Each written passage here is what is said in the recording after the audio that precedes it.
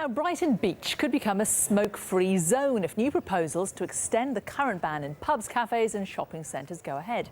The plans have angered smokers groups who say the potential ban is an attack on individual freedom, but health campaigners say it could save lives. So today we're asking, should we ban outdoor smoking in public? Well, joining me to discuss that are Chris Snowdon from the Institute of Economic Affairs and Deborah Arnott from who's Chief Executive of Action on Smoking and Health. Thank you both very much for joining us. You can also get in touch too. We've had lots and lots of people who've been emailing us and tweeting us so far. Tweet us at Sky News, including the hashtag Sky Debate, text on 84501 or email news@sky.com. Let us know what you think or if there are any points you want to put to our guests, and we'll try to get through quite a lot of them as we go along. Chris Snowdon, let's start with you first of all. I'm a non-smoker. I love the seaside. I love the fresh air, bracing walk. I don't particularly want to sit on the beach and have someone's smoke blown in my face. What about my right as an individual to enjoy the seaside smoke-free? Well, it's your right to move away if somebody's smoking. Most people don't smoke, so statistically you're not very likely to be sat next to a smoker. Brighton Beach is very big. It's always very windy here, as it is today. I don't think you've got anything to worry about. But why should it be up to me to move? Why should the onus be on me to move when somebody is making an unpleasant smell next to me? I'm sure if I sat next to you and started breaking wind violently, you wouldn't particularly like that. You'd probably ask me to move. Well, as I say, there's a lot of room on the beach. Smokers are no longer allowed to smoke indoors anymore, very unfairly. If you're going to kick smokers from indoors, then clearly you ban it outdoors, you're banning them from smoking altogether. So this is just a very basic issue of tolerance here. Ash are being totally unreasonable with this. It's not about people's health. It's obviously not going to save any lives. It's not even going to stop people smoking on the beach. People in Brighton have a fairly healthy mistrust of authoritarians and Puritans. They can't even stop people injecting drugs in the parks and beaches of Brighton, unfortunately. So good luck in enforcing a voluntary ban, whatever a voluntary ban is. Deborah Arnott, you're being intolerant and puritanical. Well, first of all, I'd like to correct the idea that we are supporting this on the basis that it would save lives. Chris is quite right. I mean, while secondhand smoke in enclosed areas is harmful in pubs, clubs, cars, for example, on the beach or in public areas outside, we're talking really about what's pleasant for people, as you were mentioning. And I think it's perfectly appropriate for Brighton to consult on this and to consult not just the public but children as well, who feel very strongly about having people smoke over them. So I think it's about a public discussion about where it's appropriate and when it's appropriate to smoke. And I think that's a very useful discussion. You know, if you're on the beach on your own and there's no one else around, that's one thing. If actually there's a family sat next to you eating a picnic with 3 small children, then that's something very different. Yeah, what would you say to that, Chris? If you were sat next to a family with small children, would you think it'd be up to the smoker to move away, setting a bad example? I don't think they would do it in the first place. You know, as I say, there's a lot of space on the beach. I think common courtesy is quite enough without having to bring in a law or a pseudo-law in order to deal with this, which is not a problem in the first place. You know, you have to remember, this is not coming about in Brighton because ordinary residents are demanding action on this. This is happening the same way most anti-smoking regulation comes about. A very small elite of people, such as Ash, dealing with the directors of public health who get paid an enormous amount of money to swan around thinking about stupid ideas to make names for themselves. There's no real public demand for this. It's just a way of hassling smokers. Nothing to do with your comfort or my comfort or children. It's the same reason most of these laws come in, which is to hassle smokers, to make their lives as inconvenient and unpleasant as possible so that they give in and quit. You say that. We asked people for their opinions today. We've had lots and lots of emails, both supporting and opposing what you're saying. You say that no one in Brighton is interested. Bill Carman, he would disagree. He says he's fed up with the beach being a giant ashtray and seeing grandchildren running around the beach with cigarette butts stuck to their feet. We've also had someone else get in touch with us saying we're all fed up sitting on beaches and parks surrounded by fag butts. Bring back smoking rooms for smokers so they can fume themselves out and stop inflicting this disgusting habit on the non-smokers. David Falston on Twitter, it's lung cancer on a stick being sold to drug addicts like alcohol. If it came out tomorrow, it'd be instantly banned. There are quite a lot of people out there who don't like people smoking around them, aren't there? Well, of course, no one's saying that there isn't a difference of views about this, but I live in the area and I can tell you most people here think it's ridiculous. I was just talking to a lady as I was waiting to go on the air, actually, who was saying the whole thing's a hoot. And Brighton's already doing so much to get rid of tourists without bringing in more stupid regulations like that. So yes, I fully accept there are people on Twitter who have some extreme views. I hear them myself when I'm on Twitter. This public consultation, I hope, will be engaged in with the public. These consultations tend to be a farce. They tend to be looking for a particular answer and just have people in the public sector rather than members of the public, because most people have got better things to do.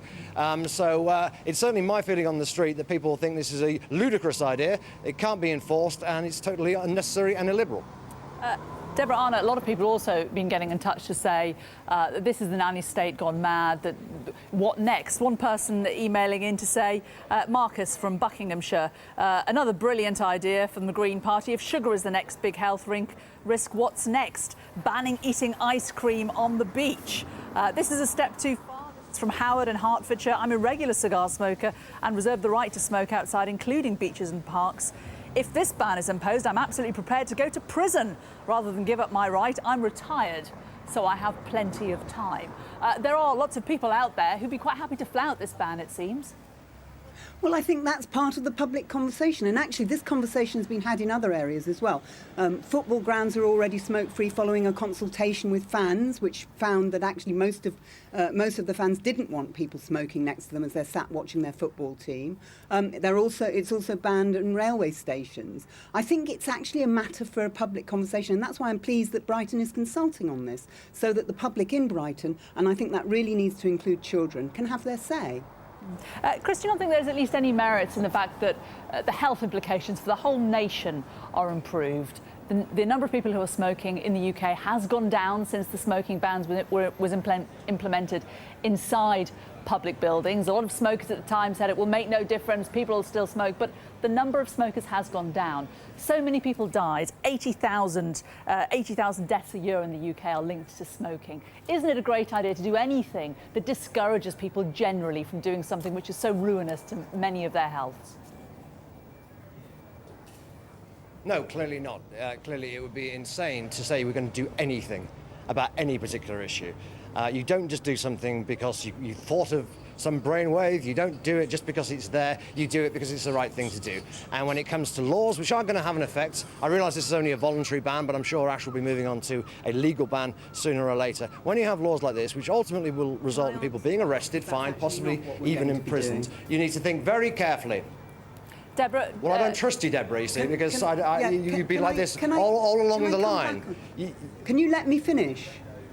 Chris, thank you. By all means. What I'd say is that we do not support a ban on smoking in outdoor areas being brought into the smoke-free laws, which are there specifically to protect the health of the public and of workers in enclosed areas where the health harms of second-hand smoke are well known and very well proven. In outdoor areas, however, we think it's perfectly appropriate for Brighton or any other local authority to consult its public and the children about where it's appropriate to smoke and where it isn't, and to decide on a voluntary basis what it wants to do. And this has happened in other areas like Bristol, for example, already. Now, I don't see why Chris or any other pro-smoking lobbyist should argue. And I would also add that the Institute of Economic Affairs, which he works for, is funded by the tobacco industry. Of course they don't support any measures to reduce smoking. Deborah, are you suggesting that this shouldn't be policed? What is the point of having a ban on anything if you're not going to police it? What I'm suggesting is that it's not appropriate for it to be brought within national smoke-free laws. It's up to the local authority to decide what it wants to do in collaboration with the public. And actually, smoke-free laws, by and large, aren't policed. People accept that there are places where it's appropriate to smoke and places where it isn't appropriate to smoke, and there's almost no enforcement. So I don't think it's an issue of enforcement. It's an issue of what the public feels is right. Chris Snowdon, are you in the pockets of the tobacco industry? I'm sorry, I couldn't catch that. Are you in the pocket of the tobacco industry? No, I'm not even at work this week, actually. I popped along because I'm a local resident and didn't want Deborah's nonsense to go uncontested. You know, you're quite right to point out how silly it is to talk about a voluntary ban. It makes no sense at all to have a voluntary ban. This will be pointed out. I think what the long game is here is for Ash to encourage a few local councils, and I think they think that Brighton and Hove is daft enough to fall for it, get a few local councils on board with a voluntary ban, come up with some data a couple of years later, say this is working very well. Look at some bogus economic benefit or health benefit, and then go off to the government, spend a few £1 million of taxpayers' money lobbying for a national law on banning smoking outdoors. This is what's been happening in California. This is what happened in New York. We have no reason whatsoever to trust Ash when they say that they're not going to push for a legal outdoor ban. It's only about 10, 15 years ago since they said there was no chance of there being a ban in pubs, and the whole idea that there'd be a ban of smoking in pubs was a tobacco industry ploy. Deborah, it's fair enough, isn't it? There is no academic. Chris had the first word. But can I just put it to you that there is no economic and there are no health implications of smoking outdoors. You are not trying to argue that we're all going to die from passive smoking just because people are smoking next to us near a beach, are you?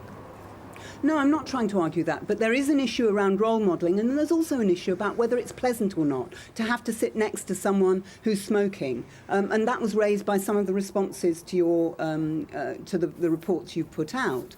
And I think this idea that we're going to be going for legislation is bonkers, and the idea that it's not enforceable. Well, Brighton already has in place a voluntary ban on smoking in children's play areas, which is very well observed. If the public think this is the right thing to do, then it will be observed. That's why they should consult. It needs to be done in consultation with the public and with children. OK, thank you both very much for your comments and for joining in. We said we'd include some of your thoughts. Let's just end with a couple of them. Heather Powell, she rents a non-smoking property. She has to keep her windows closed on hot summer days because a chain-smoking next-door neighbour sits in the garden and the smell goes into her living room. She says it's appalling. So one there supporting it. Another, though, saying if this goes through, I will stop visiting Brighton. Councillors will ruin this beautiful town. Where are smokers meant to smoke? All huddled together at the end of the pier. This is ridiculous, and I'm a non-smoker. Keep your thoughts coming in. Now, a friend